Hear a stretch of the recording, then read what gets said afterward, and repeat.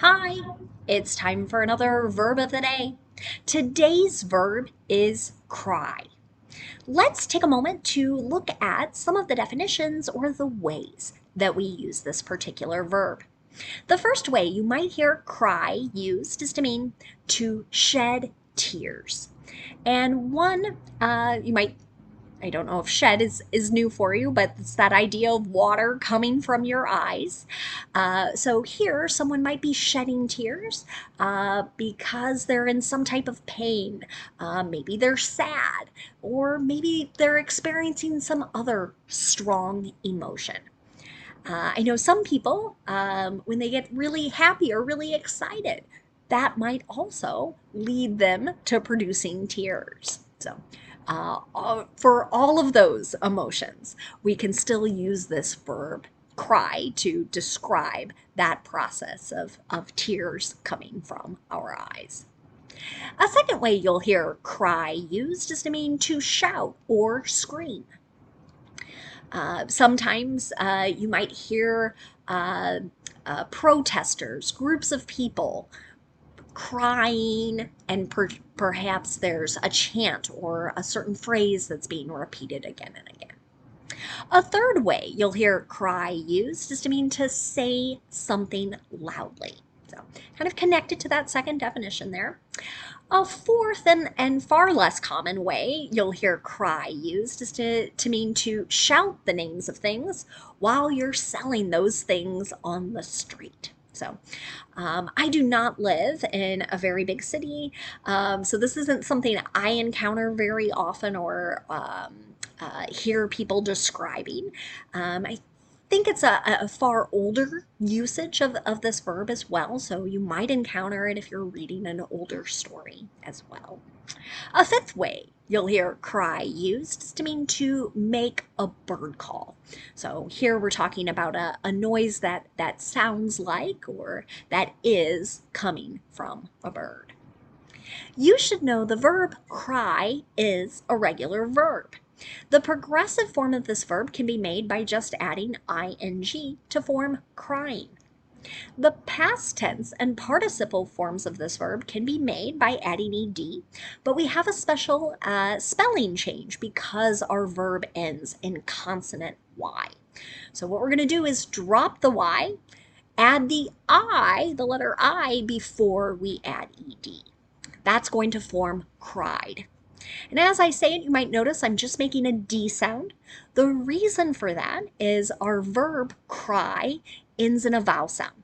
Vowel sounds are always voiced sounds. That's leading to that duh sound.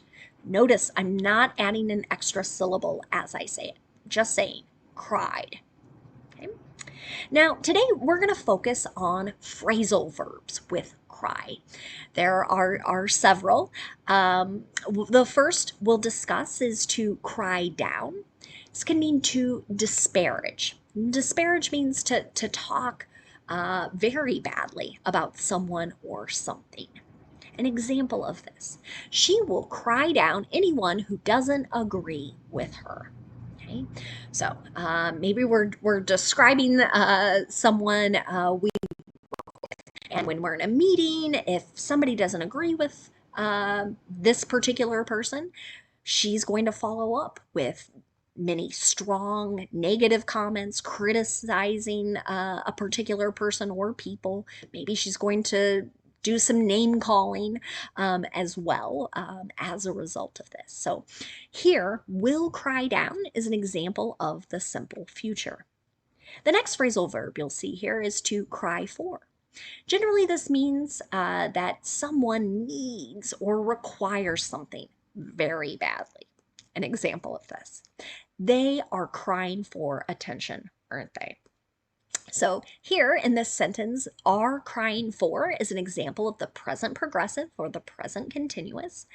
And we might be describing a group of people who are acting in a particular way. Maybe they're saying certain things that make you think, oh my gosh, they really, really need other people's attention very badly. You'll notice I am using a tag question in this particular example. So I'm asking someone to confirm with me this thought or idea that I have. Another phrasal verb is to cry off. This is not super common to hear, but some people will use it to mean they want to cancel some sort of plans or an arrangement of some kind, or maybe they want to break a promise. An example of this: I've had such a long week. Can I cry off our dinner plans tonight? So perhaps I'm talking to a friend, and I'm trying to say, "Oh, I'm so tired. Can we cancel? Could we find another night to have dinner together?" Okay, so can I cry off? Is an example where I'm sort of asking for permission to do a particular action, which here is to cancel our plans. The next phrasal verb we'll discuss is cry out.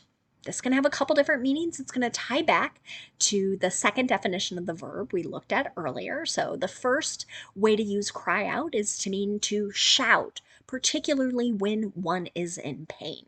An example of this: she cried out when she slipped and fell down the stairs. So this is a simple past tense sentence describing a completed action. She could have possibly, goodness, hurt any part of her body. Could be her legs, her knee, her ankle, her elbow, her head. Who knows? But we can imagine somebody making a lot of noise because they are in pain.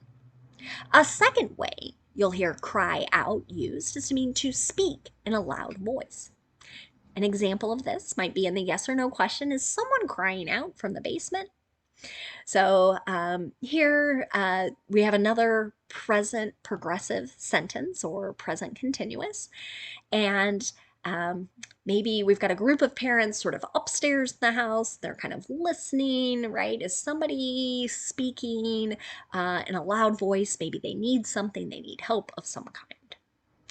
The next phrasal verb we'll discuss is to cry out against. This is generally going to be used to note that someone is protesting something. So they're expressing that they don't agree with something that's going on, or maybe a rule, a policy, an example. Many examples we could discuss, but my example sentence here is: many people have cried out against Iran's treatment of women. So if you've been following the news, this has been a major issue for a long period of time, but particularly in the last few months, numerous protests of the treatment of one particular woman and women more broadly. So have cried out is an example of the present perfect. The last phrasal verb we're going to discuss is to cry over. We're going to use this phrasal verb to note that somebody is crying, they're shedding tears for some particular reason. An example of this: the little child cries over the smallest things, right? So, the reason here that a child is crying could be over maybe the smallest thing. Something fell down. They wanted another cookie and they didn't get it, right? So again, this sentence is trying to describe why a particular child is crying. Okay. Now, let's spend some time talking about some words and phrases that are related to our verb. The first word we're going to talk about is the noun form of this word, cry. So, same spelling, same pronunciation. Just like our verb, the noun cry can also have a number of different meanings. The first way you'll hear it is to refer to a loud shout, a scream, generally something that's expressing a really powerful or strong feeling or emotion. An example of this might be: there were cries coming from the bedroom. I feel like sometimes I've heard sentences like this in sort of crime-related shows. So someone, a neighbor hears a loud shout, a loud scream. Okay. A second way you'll hear the noun cry used is to refer to a spell or a period of time where one is weeping or shedding tears. An example of this: if you need to have a good cry, go ahead, right? So There might be times where you have experienced this. I know I have, where it just kind of feels good. Whatever frustration, sadness I'm experiencing, I'm just going to take some time and cry it out.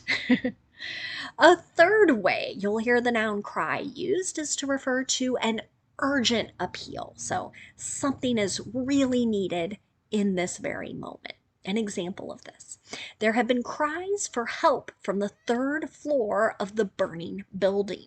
Right? So we might think of, right, a large building in flames, and we hear people yelling, "Help! Help!" Right? That is urgent. They need an immediate solution. The next thing we're going to discuss is the phrase to cry foul. This means that someone is trying to protest or point out something that is wrong or something that is an injustice. An example: community members cried foul when they learned the mayor's wife was named to lead the new commission. They're like, wait, that's not fair. He just picked his spouse. What about all of the other people who could have been leaders? Okay.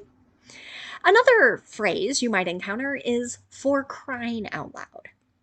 People tend to use this when they are irritated, they're frustrated, they're angry. So this connects really to some strong negative emotions. And I want to note, this is not something you're likely going to hear from a teenager or somebody in their 20s. This particular phrase was more popular a long time ago, so you'll tend to hear it from older people. You might see it maybe in some older TV shows or older movies.